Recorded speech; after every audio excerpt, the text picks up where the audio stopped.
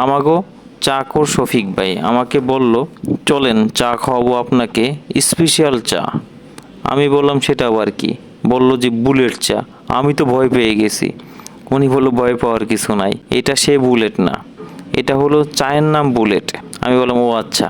এদিকে চাওয়ালা ভাই বিভিন্ন উপাদান দিয়ে চা বানানো শুরু করেছে। এই চার মূল উপাদান হচ্ছে বোম্বাই মরিচ, তেঁতুল, পুদিনা পাতা এবং লেবু। তবে রেগুলার উপাদান তো আছেই। চা রেডি, এখন সাহস করে খাওয়ার পালা।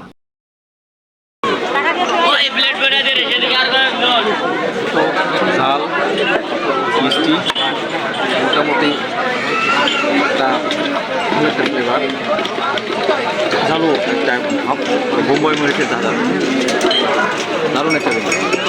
এই চা খেতে হলে আপনাকে আসতে হবে শ্রীপুর রেলগেটে।